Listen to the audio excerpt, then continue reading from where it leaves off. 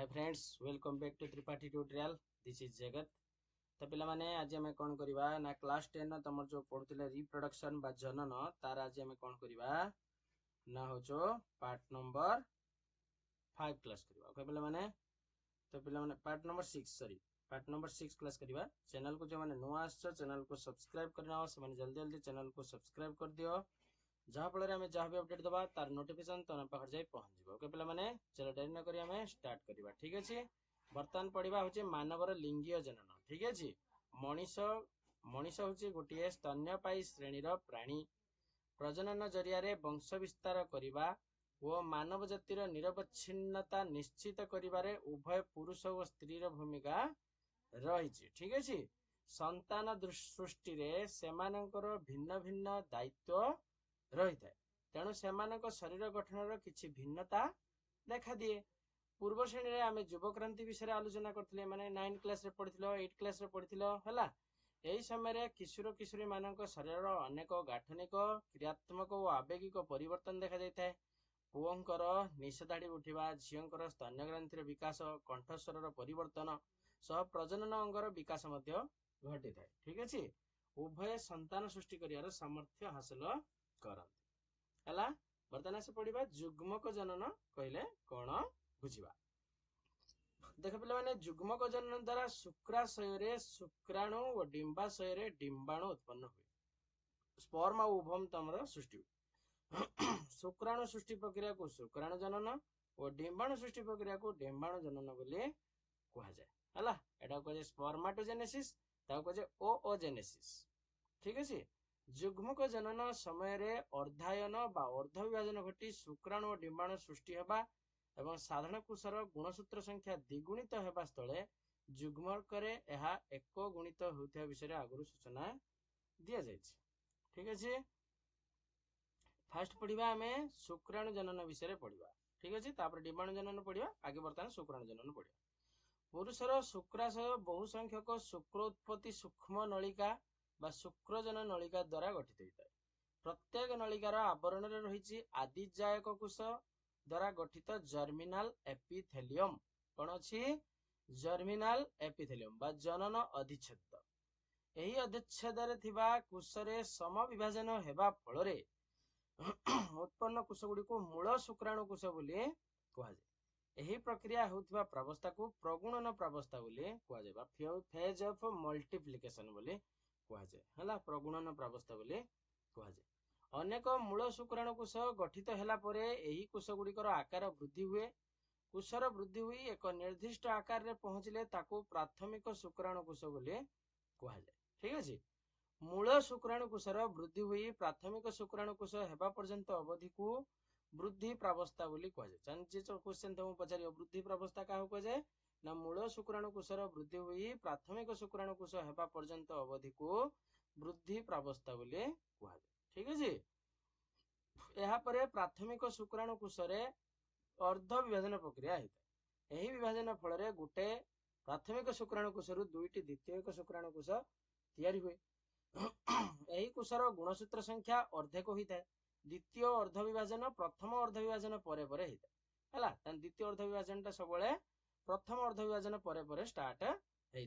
यह सम विभाजन प्रक्रिया भली होता है। यह फल द्वितीय एक शुक्राणु कोशरु दुईटी प्राक शुक्राणु कोश तैयारी हुए बा स्पर्माटिड तैयारी हुए। गतिहीन प्राक शुक्राणु कोशरे विभिन्न रकमर परिवर्तन और परिवर्धन अर्थात विभेदन हेला परे ताहा एक गतिशील शुक्राणु रे परिणत हुए। प्राक शुक्राणु कोशरु शुक्राणु हेबा पर्यंत समस्त प्रक्रिया को स्पर्मियोजेनेसिस बोली कहा जाए। कौन कहा जाए?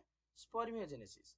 प्राथमिक शुक्राणु कोशरु शुक्राणु सृष्टि हेबा पर्यंत अवधि को परिपक्वन प्रावस्था बोली कहा जाए। ठीक अछि, फिगर देला देख प्रगुणन प्रावस्था। प्रथमे आदिजायक कोश जहाँ थाए से तुम दी भाग हेला सम विभाजन प्रक्रिया रे, तापर चारिटा मूल शुक्राणु कोश उत्पन्न हैला, तापर वृद्धि प्रावस्था, परिपक्वन प्रावस्था, विभेदन हैला। नेक्स्ट आसे पड़िया शुक्राणु। एटा देख तुम शुक्राणुर चित्र, ए तार हेड केटा, मिडिल पीस केटा, टेल केटा, एटा आसे परिहार हैला। शुक्राणु एक लंब लांज विशिष्ट कोश हैला। शुक्राणु एक लंब लांज विशिष्ट कोश। यार तीनोटी अंश अछि। गोटे होची अग्रखंड बा हेड, ଆଉ ଗୋଟେ ହଉଛି ମଧ୍ୟଖଣ୍ଡ ମଧ୍ୟଖଣ୍ଡ, ଆଉ ଗୋଟେ ହଉଛି ଲାଞ୍ଜ।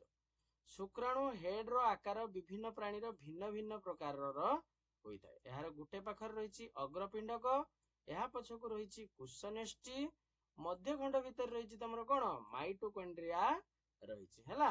ହେଡ୍ ଓ ମିଡିଲ ପିସ୍ ଭିତରେ ଥିବା ଗ୍ରୀବା ବା ନେକ୍ ରେ ଅଛି ସେଣ୍ଟ୍ରିଉଲ, ଠିକ ନେଷ୍ଟିକୁ ଲାଗିକି ରହିଛି ହେଲା। ମଧ୍ୟଖଣ୍ଡ ପଛକୁ ଲମ୍ବିଛି ସୂତା ପରି ଲାଞ୍ଜ। ଏହି ଶୁକ୍ରାଣୁର ଏହା କଣ କରେ ନା ଶୁକ୍ରାଣୁର ଚଳନରେ ସାହାଯ୍ୟ କରେ ହେଲା, ମନେ ରହିବ। ନେକ୍ସଟ ଆସ ଦେଖିବା ଡିମ୍ବାଣୁ ଜନନ। ଇଏ ଗଲା ଶୁକ୍ରାଣୁ ଜନନ, ଏବେ ଆସିଲା ତମର ଡିମ୍ବାଣୁ ଜନନ ବିଷୟରେ ଆସିଲା। ଠିକ ଅଛି, ଆସ ଡିମ୍ବାଣୁ ଜନନ ବିଷୟରେ ପଢିବା। ଆଉ କାଲି ପିଲାମାନେ ଆଉ ଗୋଟେ କ୍ଲାସ ଲାଗିବ ହେଲା, ସରିଯିବ ତମର ଏ ଚାପ୍ଟରଟି। ଆଉ ଦେଖ ଡିମ୍ବାଣୁ ଜନନ ଆଜି ପଢିବା। ସ୍ତ୍ରୀ ଯୁଗ୍ମକ ବା ଡିମ୍ବାଣୁ ଡିମ୍ବାଣୁ ଜନନ ପ୍ରକ୍ରିୟାରେ ଉତ୍ପନ୍ନ ହୋଇଥାଏ। ଡିମ୍ବାଶୟର ଆବରଣ ସହ ରହିଛି ଆଦିଜାୟକ କୋଷ। ଏହି କୋଷର ବିଭାଜନ ଫଳରେ ବହୁ ସଂଖ୍ୟକ ମୂଳ ଡିମ୍ବାଣୁ କୋଷ ଉତ୍ପନ୍ନ ହୁଏ। କୋଷର ବିଭାଜନ ସମବିଭାଜନ ପ୍ରକ୍ରିୟାରେ ହେଇଥାଏ। କୋଷର ବିଭାଜନ କୋଉଠି ହେଇଥାଏ? ସମବିଭାଜନ ପ୍ରକ୍ରିୟାରେ ହେଇଥାଏ ଓ ଏହି ଅବସ୍ଥାକୁ ପ୍ରଗୁଣନ ପ୍ରାବସ୍ଥା ବୋଲି କୁହାଯାଏ। ଠିକ ଅଛି, ମୂଳ ଡିମ୍ବାଣୁ କୋଷ ତିଆରି ହେଲା ପରେ ବୃଦ୍ଧି ପ୍ରାବସ୍ଥାରେ ତାର ଆକାରର ଉଲ୍ଲେଖନୀୟ ବୃଦ୍ଧି ହୁଏ। ଏହି ସମୟରେ ମୂଳ ଡିମ୍ବାଣୁ କୋଷ ଚାରିପାଖରେ କିଛି ଖାଦ୍ୟ ଯୋଗାଉଥିବା କୋଷ ଘେରି ରହେ। ମୂଳ ଡିମ୍ବାଣୁ କୋଷର ନିର୍ଦ୍ଦିଷ୍ଟ ବୃଦ୍ଧି ଘଟିବା ପରେ ତାହାକୁ ପ୍ରାଥମିକ ଡିମ୍ବାଣୁ କୋଷ ବା ପ୍ରାଇମେରୀ oocyte ବୋଲି କୁହାଯାଏ ହେଲା। ପରିପକ୍ୱନ ପ୍ରାବସ୍ଥାରେ ପ୍ରଥମ ପର୍ଯ୍ୟାୟରେ ପ୍ରାଥମିକ ଡିମ୍ବାଣୁ କୋଷର ଅର୍ଦ୍ଧ ବିଭାଜନ ହୁଏ। ଫଳରେ ଦୁଇଟି ଅପତ୍ୟ କୋଷ ଜାତ, ଯେଉଁଥିରେ ଅର୍ଦ୍ଧେକ ସଂଖ୍ୟକ ଗୁଣସୂତ୍ର ରହିଥାଏ। ତେବେ ଅପତ୍ୟ କୋଷ ଦୁଇଟିରେ କୋଷ ଜୀବକ ପରିମାଣ କମ ବେଶୀ ହେବାରୁ ଗୋଟିଏ କୋଷର ଆକାର ଅନ୍ୟ କୋଷ ଠାରୁ କଣ ହୁଏ ନା ଯଥେଷ୍ଟ ବଡ ହେଇଥାଏ ହେଲା। ବଡ କୋଷଟିକୁ ଦ୍ୱିତୀୟ ଏକ ଡିମ୍ବାଣୁ କୋଷ କୁହାଯାଏ ହେଲା। ବଡ କୋଷଟାକୁ କଣ କହିବା? ଦ୍ୱିତୀୟ ଏକ ଡିମ୍ବାଣୁ କୋଷ। ଛୋଟ କୋଷଟିକୁ ପ୍ରଥମ ବୁଲାର ବଡି ବୋଲି କହିବା। ମନେ ରଖିବ, ବଡ କୋଷଟିକୁ କୁହାଯାଏ ଦ୍ୱିତୀୟ ଏକ ଡିମ୍ବାଣୁ କୋଷ ବା ସେକେଣ୍ଡାରୀ oocyte, ଆଉ ଛୋଟ କୋଷଟିକୁ କହିବା ପ୍ରଥମ ପୁଲାର ବଡି ବା ଫାଷ୍ଟ ପୁଲାର ବଡି ବୋଲି କୁହାଯାଏ। ଏହି ପ୍ରାବସ୍ଥାରେ ଦ୍ୱିତୀୟ ପର୍ଯ୍ୟାୟର ଦ୍ୱିତୀୟ ଏକ ଡିମ୍ବାଣୁ କୋଷ ଓ ପ୍ରଥମ ପୁଲାର ବଡିର ସମବିଭାଜନ ହେଇଥାଏ। ତାହେଲେ କାହାର ସମବିଭାଜନ ହବ ନା ଦ୍ୱିତୀୟ ପର୍ଯ୍ୟାୟରେ ଦ୍ୱିତୀୟ ଏକ ଡିମ୍ବାଣୁ କୋଷ ଆଉ ପ୍ରଥମ ପୁଲାର ବଡିର ସମବିଭାଜନ ତମର ହବ। କିନ୍ତୁ ଯେଉଁ ଦୁଇଟି ଅପତ୍ୟ କୋଷ ସୃଷ୍ଟି ହୁଏ ସେମାନଙ୍କ ଆକାର ମଧ୍ୟ ବଡ ଛୋଟ ହୋଇଥାଏ। ବଡ କୋଷଟି ଡିମ୍ବାଣୁ ହୁଏ ହେଲା, ଯେଟା ବଡ କୋଷ ରହିଲା ସେଟା ଡିମ୍ବାଣୁ ହେଇଯିବ। ସାନ ଟିକେ ହେଇଯିବ ଦ୍ୱିତୀୟ ପୁଲାର ବଡି ତିଆରି ହବ ହେଲା। ସାନଟା ତମର ଦ୍ୱିତୀୟ ପୁଲାର ବଡି ତିଆରି ହେଲା। ଏପରି ପ୍ରଥମ ପୁଲାର ବଡିର ବିଭାଜନ ଫଳରେ ଦୁଇଟି ଅତିରିକ୍ତ ପୁଲାର ବଡି ତିଆରି ହୁଏ। ପରିପକ୍ୱନ ପ୍ରାବସ୍ଥା ଶେଷରେ ଗୋଟେ ପ୍ରାଥମିକ ଡିମ୍ବାଣୁ କୋଷରୁ ଗୋଟେ ଡିମ୍ବାଣୁ ଆଉ କଣ ସୃଷ୍ଟି ହୁଏ ନା ତିନିଟା ପୁଲାର ବଡି ସୃଷ୍ଟି ହୁଏ। ଜାଣି ହେଲା କଣ ସୃଷ୍ଟି ହୁଏ? ତିନିଟା ପୋଲାର ବଡି ସୃଷ୍ଟି ହୁଏ। ଠିକ ଅଛି, ତାପରେ ପିଲାମାନେ ତମର ରହିଲା ପୁରୁଷ ଜନନ ତନ୍ତ୍ର ହେଲା। ଏ ତମର ଥାଉ ନା କଣ କହୁଛ? ଆଉ ହାଲି ତମର ନା ଏଇଟା ସାରିଦବା ହେଲା। ପୁରୁଷ ଜନନ ତନ୍ତ୍ର ଟା ସାରିଦବା ଆଜି, ଆଉ ଗୋଟେ କ୍ଲାସ ନବା ଆଉ ହେଲା, ସାରିଦବା। ଦେଖ ପୁରୁଷ ଜନନ ତନ୍ତ୍ର ଯେଟା ତମେ କହୁଛ ମେଲ ରିପ୍ରଡକ୍ଟିଭ ସିଷ୍ଟମ। ପୁରୁଷ ଜନନ ତନ୍ତ୍ରର ମୁଖ୍ୟତଃ ତମର ରହିଲା କଣ? ଶୁକ୍ରମୁଣି ରହିଲା, ଶୁକ୍ରାଶୟ ଯେଟାକୁ ମସ୍କ ବୋଲି କହୁଛ, ତାପରେ ଶୁକ୍ରବାହୀ ନଳୀ, ତାପରେ ମୂତ୍ରମାର୍ଗ, ତାପରେ ଶିଶ୍ନ। ଏଇଗୁଡାକ ସବୁ ତମର 5 ପ୍ରକାର ରହିଲା ପୁରୁଷ ଜନନ ତନ୍ତ୍ର। ଫାଷ୍ଟ ପଢିବା ଶୁକ୍ରମୁଣି ବିଷୟରେ ପଢିବା। ପୁରୁଷ ଶରୀରରେ ଥିବା ଦୁଇଟି ଶୁକ୍ରମୁଣି ମଧ୍ୟରେ ଦୁଇଟି ଶୁକ୍ରାଶୟ ଅଛି। ମାନବ ଶରୀର ତାପମାତ୍ରା 37 ଡିଗ୍ରୀ ସେଣ୍ଟିଗ୍ରେଡ ତମେ ଜାଣିଛ।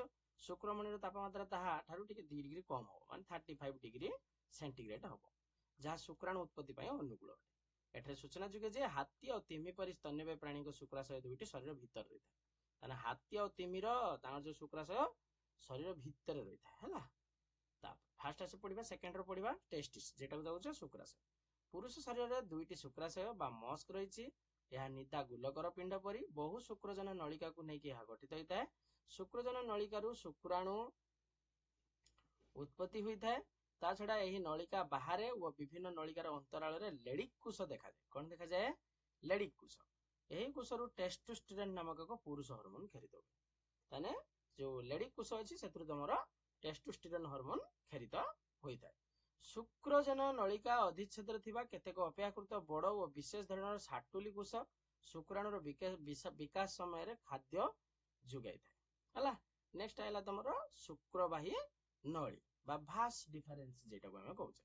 प्रत्येक शुक्राशयରୁ गोटे शुक्रबाही नळी बाहरी उदर गहर मध्यरे प्रवेश करे। दुई पटर नळी मूत्राशयर मूत्रनळी सहित मिसी मूत्र मार्ग तैयारी करे।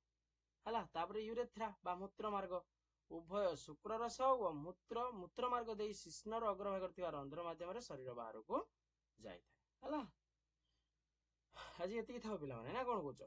तापर स्त्री जनन तंत्र हमें नेक्स्ट क्लास रे पढिबा। हला पिला माने चैनल को जे माने नुआ आछो चैनल को शेयर करो, सब्सक्राइब करो, लाइक करो और एमती वीडियो देखिया पई हम चैनल रो बेल आइकन को प्रेस करके रखि था। ओके पिला माने till then bye bye, next class रे पुणी देखा हो। ठीक अछि ओके।